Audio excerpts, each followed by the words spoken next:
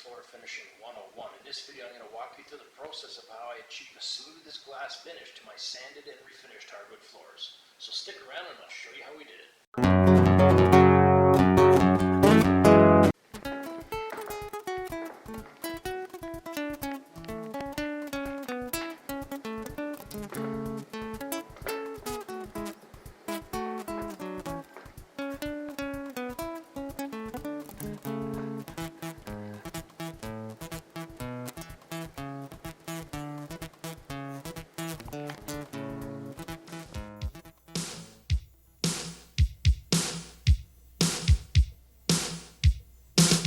So for today's job, we got a sand and refinish. Standard red oak. It's got a good finish on it. It's pre-finished. 2 1/4 boards, 3/4 thick. And we just want it sanded and refinished. This would be the worst of it here by the door, where there's some moisture damage around here. You know, other than that, it's in pretty good shape.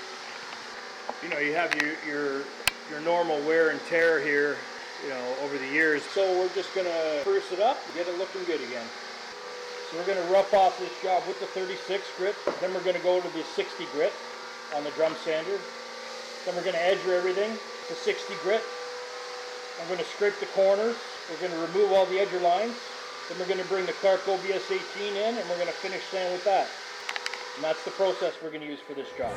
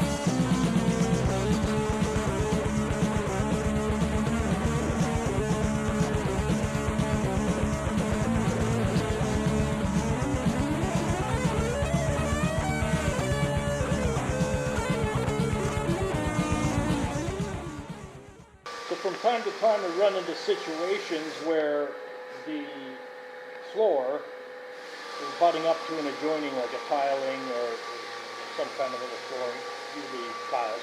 So there's a transition like this. So in a case like this, what I'll do is I'll lift the cover so I can see the edge of this, and then as I sand along this line here, I can get as close to this transition piece as possible. So basically all it's doing is it's allowing me a little less edgering to do along this side here, because if you can't see, then there's a potential also of hitting this, and once you start getting close to these types of things and you bump into them, then you make marks on it, right? So that's what we're going to do.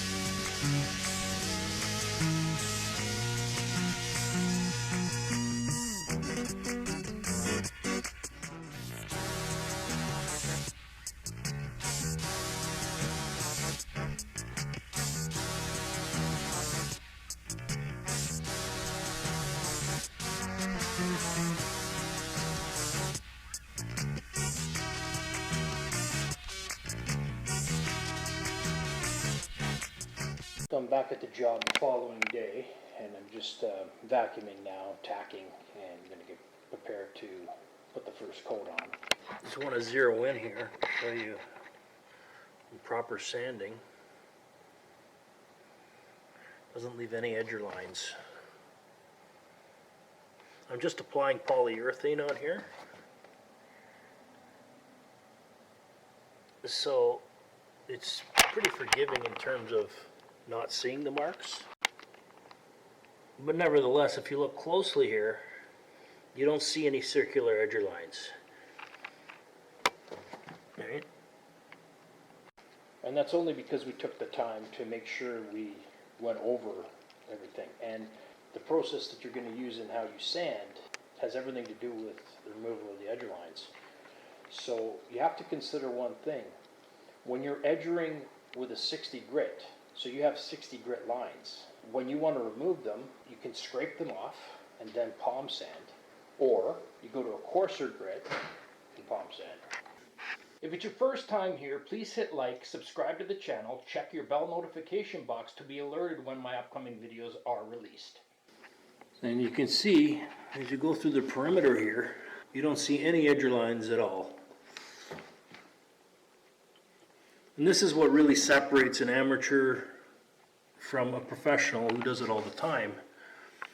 And it's amazing how many times I'll go into a home to do a job, to start a job, and I look at the perimeter, and all I see is circular edger lines from a previous individual who would have sanded it. Now, it could be that, you know, maybe it was just a homeowner, rented the machines and thought they'd give it a whirl. But sadly, a lot of companies do it that way. Now, of course, you can sand your floor any way you want. It's not a regulated trade like an electrician or a plumber, or, you know, it has to be checked. But there's a certain standard that you should meet when you're doing it. If you're doing it for yourself and you don't care about seeing circular edger lines all around your perimeter, then that's fine. You can go ahead and put your stain on and finish the floor. But if you want it to look right, then you have to take the time to remove the edger lines. The simplest way to do it is to sand to the highest grit you can. So if you want to go to 100, you don't really need to go much more than that, because what happens when you go higher than the 100 on certain woods, the hardwood breaks down the abrasive very quickly. You'll end up just burning. You'll make it like purple burn marks. You'll start to see those. And then you're fighting those out. If you go up to a 60 or 80 with the edger, then you can hand scrape with a good scraper, whatever you see, using a light, and then palm sand them out. If you were just to go to 60 and then you take a 36 grit on your palm sander, you're going to remove them more quickly because the abrasive on the 36 is coarser, so it'll take out those 60 edger lines very quickly. And then you have to up the palm sander.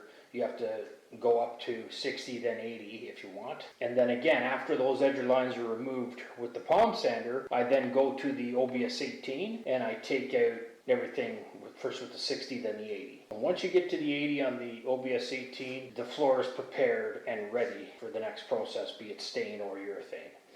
Again, now if you're just putting urethane on a floor, let's assume it's an oak floor, you don't need to go through all that work. I mean, I would, but you know, if you're just doing it and you want a sort of a relatively quick job, you could edger it to 60 and then put urethane on it. The lines won't be as visible, the circular edger lines won't be as visible if it's just polyurethane on the wood.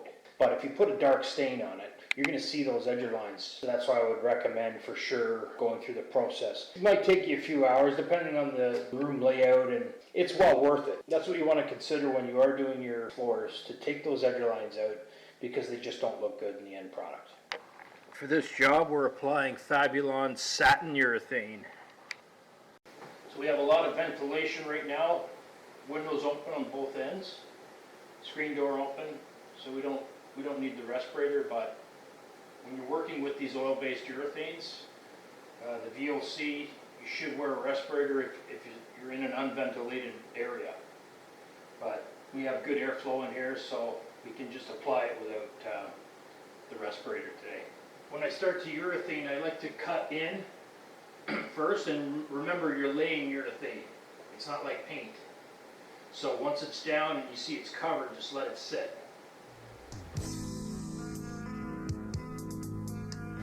You don't need to continually go over the same location once you've laid the urethane.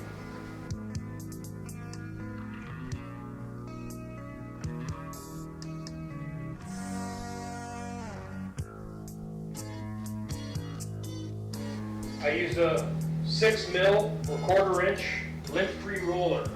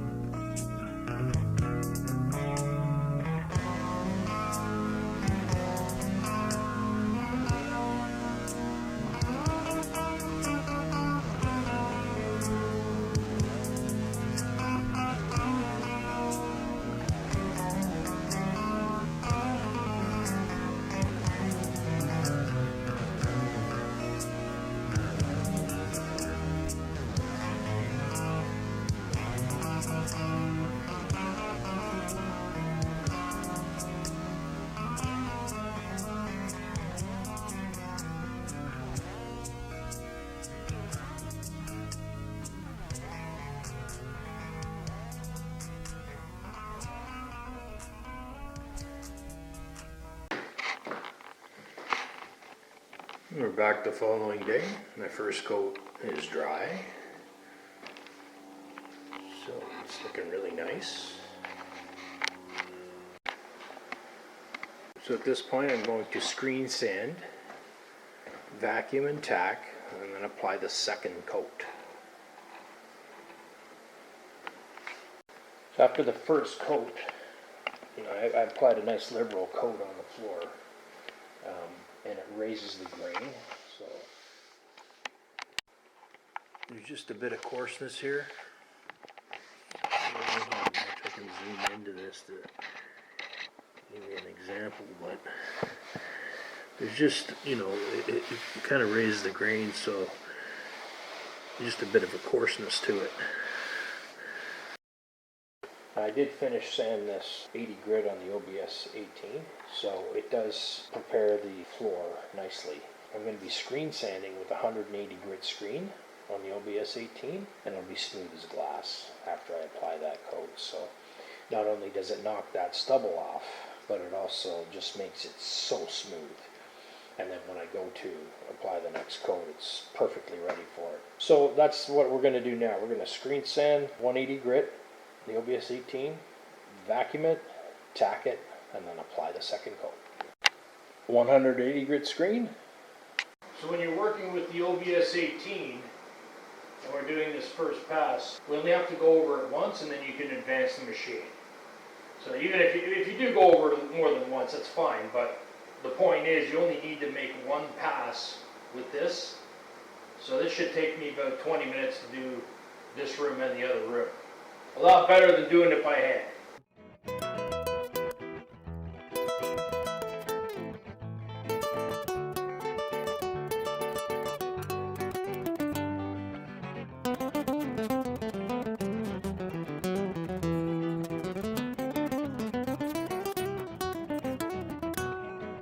So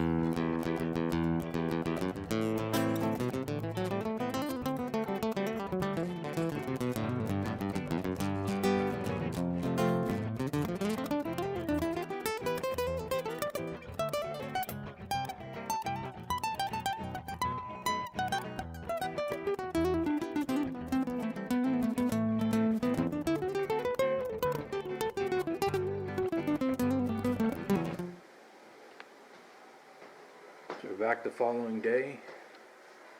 The second coat is dry, and this floor just looks absolutely spectacular. So right now I have 2 coats of satin urethane on here, and it just looks absolutely beautiful. So again, anyone can do this.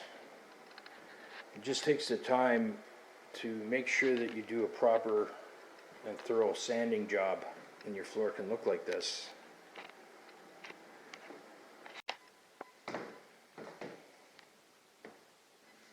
So I really wish you